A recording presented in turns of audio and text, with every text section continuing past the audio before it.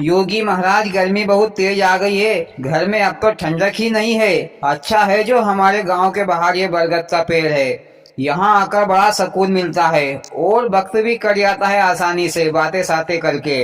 मोदी जी, हम सभी लोग तुम्हारा ही इंतजार कर रहे हैं कि कब मोदी जी आएंगे और कब हमको कहानी सुनाएंगे। तुम्हारी कहानी सुनकर बड़ा आनंद आता है। राहुल भैया, जरा एक गिलास मटके में से पानी देना तो सही। जरा गला अपना तर्क कर लो, इसके बाद मैं तुम सभी लोगों को मजेदार कहानी सुनाऊंगा।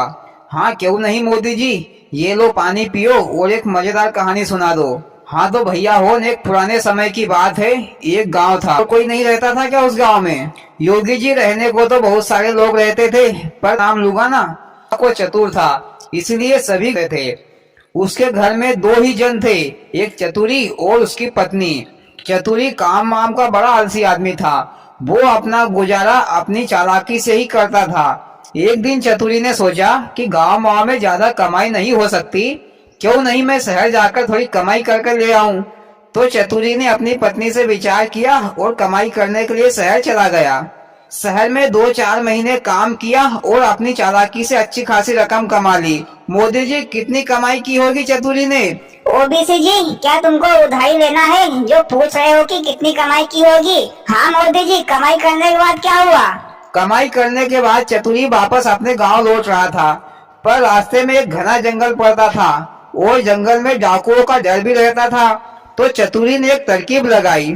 उसने एक बुढ़ी ठुड्डी मरियल सी घोड़ी खरीद ली, वो भी सिर्फ 500 रुपए में, और उसकी पूंछ में 500 रुपए बांध लिए और बाकी के पैसे अपने जेब में रख लिए और दोनों पैदल रवाना हो गए अपने गांव के लिए। मोदी जी, चतुरी पागल था क्या? घोड़ी खरीदी थी तो उस पर बैठकर आता। लालू जी, घोड़ी वैसे ही मरियल थी, वो तो वैसे ही करांचते करांचते चल रही थी, उसका कोई भरोसा नहीं था कि कब मर जाए, इसीलिए दोनों पैदल चल रहे थे। आगे रास्ते में जंगल आ गया और डाकुओं ने चतुरी को घेर लिया। डाकुओं के सरदार ने कहा, चतुरी भैया, फटाक से सारा पैसा निकाल दो, नहीं तो फोकट में मार खाओगे, इसके बाद भी तो दोगे। तो चतुरी ने कहा कि डाकू साहब, मेरे पास तो पैसे नहीं है, जो भी मैंने कमाया था शहर से, उन सभी पैसों की तो मैंने एक घोड़ी खरीद कर ले आया हूँ। पर भैया, इसमें एक खासियत है। मोदी जी, क्या खासियत है घोड़ी में? पहले तो बताया नहीं। राहुल भैया, जब टाइम होता है तभी बताऊंगा ना। तो डाकू ने पूछा कि क्या खासियत है इस घोड़ी में? तो चतुरी ने कहा कि मेरे को यही घोड़ी पैसा देती है, यही मेरे लिए सब कुछ है। फिर चतुरी ने घोड़ी की पूंछ में एक डंडा मारा तो 500 रुपए खन खन करके गिरने लगे। मोदी जी, ये तो वो ही रुपए थे ना जो चतुरी ने घोड़ी के पूंछ में बांधे थे? हाँ अखिलेश भैया, सही पकड़े हैं। ये सब डाकुओं का सरदार देख रहा था और चतुरी से कहा, भैया ये घोड़ी तुम मुझे दे दो, बोलो कितने में खरीद कर लाए हो? तो चतुरी ने कहा कि डाकू साहब, मैंने इसे 1500 रुपए में खरीद कर लाया हूँ, पर तुम मुझे इसके 1000 रुपए ही दे दो। मोदी जी, घोड़ी तो 500 रुपए में खरीद कर लाया था, तो चतुरी फिर झूठ क्यों बोल रहा है? अरे भैया, सही बोलेगा तो डाकू का सरदार उसको कम पैसे देगा, इसलिए उसको झूठ बोलना पड़ा ताकि उसको पैसे ज्यादा मिल जाए। हाँ मोदी जी, आगे क्या हुआ? आगे भैया, डाकुओं के सरदार ने चतुरी को 1000 रुपए दिए और चतुरी पैसे लेकर अपने घर आ गया। उधर भैया, डाकुओं के सरदार ने घोड़ी को एक डंडा मारा उसकी पूंछ में, पर पैसे नहीं निकले। फिर 2 डंडे मारे, फिर भी पैसे नहीं निकले। फिर 2-4 डंडे मारे, फिर भी पैसे नहीं निकले। तो सरदार ने भैया घोड़ी को फिर तबीयत से धुलाई की, लेकिन घोड़ी ने हग मुद दिया, लेकिन पैसे नहीं निकले। सरदार थक गया, इसके बाद उसने घोड़ी को छोड़ दिया। ये बात भैया सरदार ने अपने डाकू साथियों से नहीं बताई, अगर बताता तो डाकू साथी उस पर हंसते।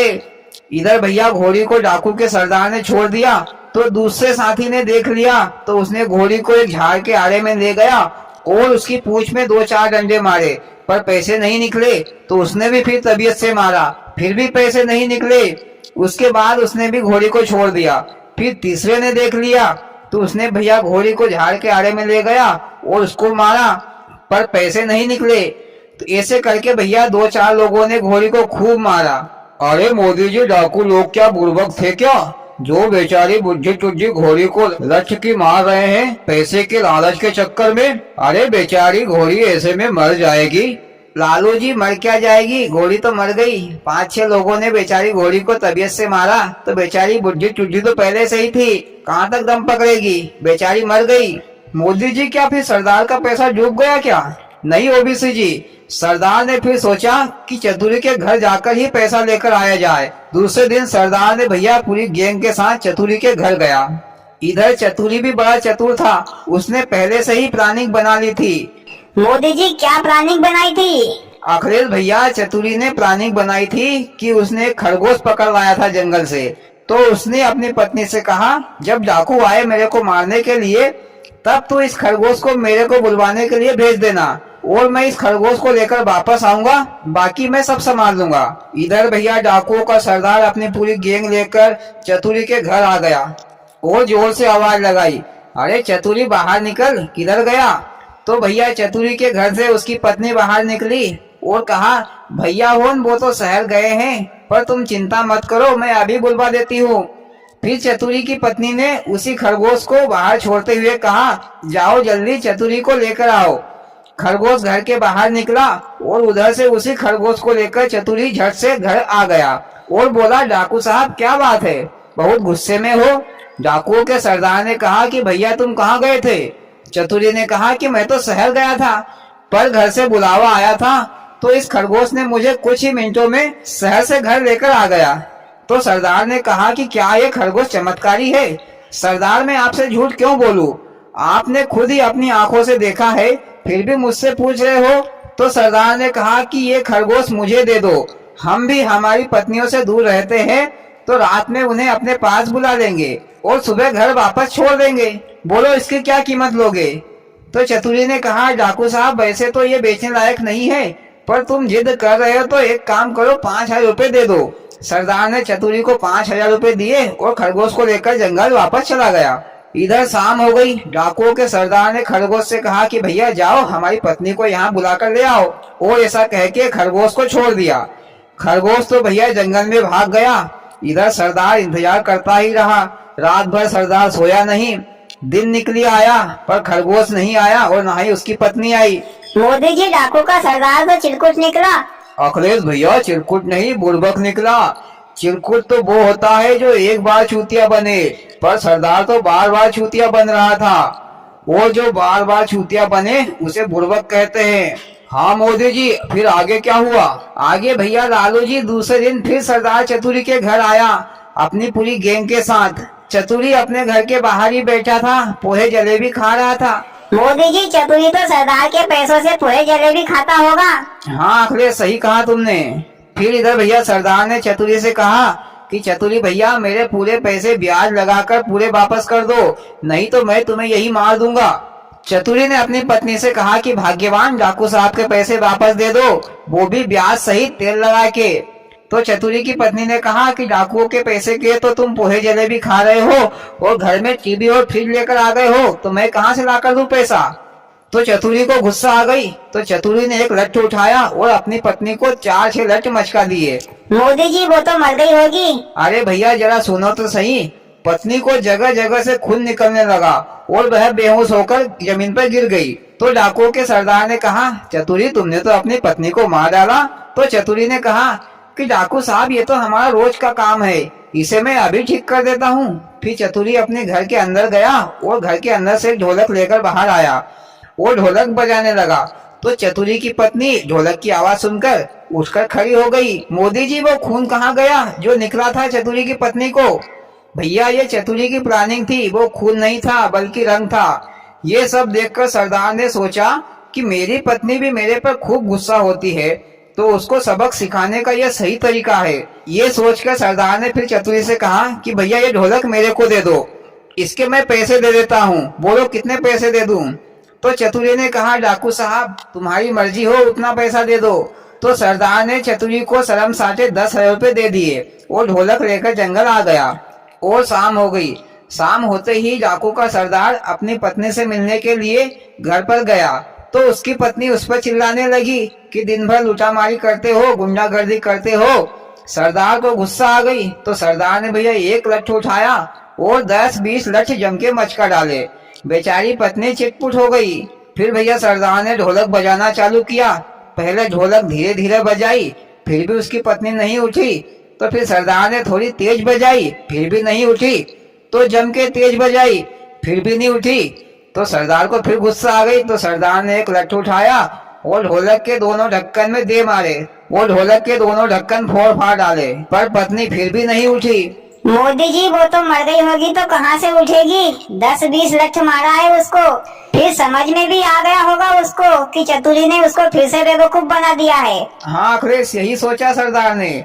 और इधर सरदार डेरे पर नहीं था तो सभी डाकू साथी अपनी अपनी पत्नियों से मिलने के लिए घर गए हुए थे। लेकिन सबकी पत्नियों ने सभी डाकुओं को चिल्लाया तो सभी डाकुओं ने भैया अपनी गुस्सा निकाली, अपनी पत्नी को अच्छे लठ मचकाए। मोदी जी, सभी डाकू हो अपनी अपनी पत्नियों को मारकर सभी के सभी रणवे हो गए होंगे। सही पकड़े हैं लालू जी। सभी ने यही सोचा था कि ढोलक की आवाज सुनाकर जिंदा कर लेंगे, पर सब बेवकूफ बन गए। इधर भैया डाकुओं के सरदार को महा गुस्सा आ गई। अब की बार सरदार ने सोचा कि अब की बार तो चतुरी को मार ही डालूंगा, और अपनी गैंग लेकर चतुरी के घर गया और चतुरी को एक बोरे में बांधकर पकड़कर ले आया। मोदी जी, इस बार चतुरी ने कोई प्लानिंग नहीं की थी क्या? हाँ की थी ना, मैं सुनाता हूँ। चतुरी को बोरे में भरकर ले आए जंगल में, और सरदार ने सोचा कि नदी के गहरे पानी में फेंक दूंगा, और सरदार नदी के पास गया तो भैया डाकुओं के सरदार ने उस बोरे को नदी के किनारे पर रख दिया और नदी में फेंकने ही वाला था। तो उसमें से एक ने कहा कि भैया मेरे को जरा लेटरिन बाथरूम आई है, तो जरा मैं फ्रेश होकर आ जाता हूँ, इसके बाद मैं भी तमाशा देखूंगा। तो भैया सरदार ने कहा कि एक काम करो भैया होन, सभी नहा धो लो, फ्रेश हो लो, इसके बाद में अपन चतुरी को नदी में फेंक देंगे। तो भैया सभी डाकू होन उस बोरे को वहीं पर छोड़कर फ्रेश होने के लिए चले गए। इधर भैया चतुरी ने फिर अपना दिमाग दौड़ाया।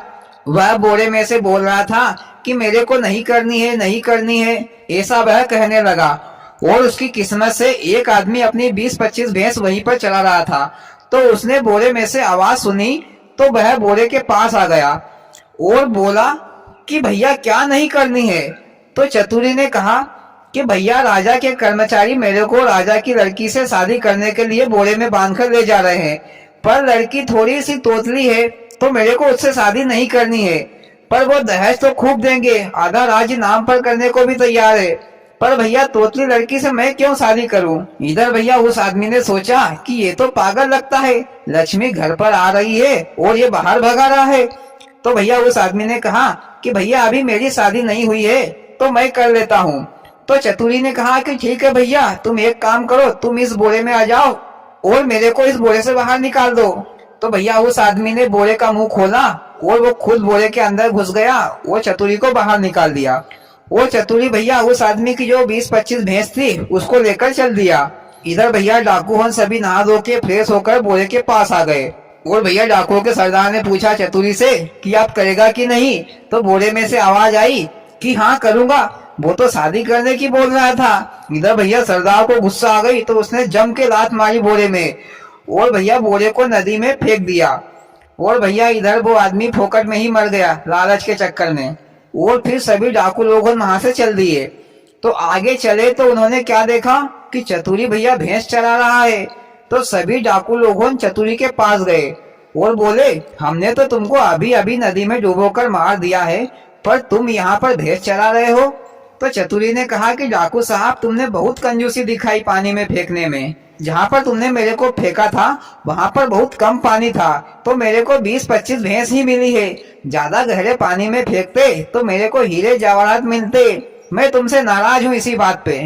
तो सरदार ने कहा चतुरी से कि भैया तुम एक काम करो, तुम मेरे को पानी में डुबो दो तो मेरे को हीरे जवाहरात मिल जाएंगे। ऐसा भैया सभी डाकुओं ने चतुरी से प्रार्थना की। तो चतुरी ने कहा कि ठीक है भैया हुन, तुम सभी लोग मेरे भाई जैसे हो, मेरे को नहीं मिल पाए तो क्या हुआ, तुम सभी को मिल जाएंगे तो थोड़ा बहुत मेरे को भी दे देना। तो भैया चतुरी ने सभी डाकुओं को बोरे में भर दिया और मुंह बांध दिया और जहाँ पर नदी में अच्छा गहरा पानी था वहां जाकर सभी को एक एक करके लात मारने लगा और कहता जा रहा था कि गुंडा बनने के तौर तरीके मालूम नहीं और गुंडा बनने चले हो, बेवकूफ होन साले, अब मरो यहाँ पर। इस तरह भैया सभी डाकुओं को चतुरी ने मार डाला। वो चतुरी काफी धनवान हो गया था क्योंकि उसने अपनी चतुराई से काफी पैसा कमा लिया था। और कहानी खत्म। वाह मोदी जी, चतुरी तो सचमुच चतुर था। मजा आ गया तुम्हारी कहानी सुनकर। और भाइयों आपको कैसी लगी मोदी जी की कहानी? अच्छी लगी हो तो प्लीज वीडियो को लाइक और चैनल को सब्सक्राइब करें। भोलेनाथ सबके साथ।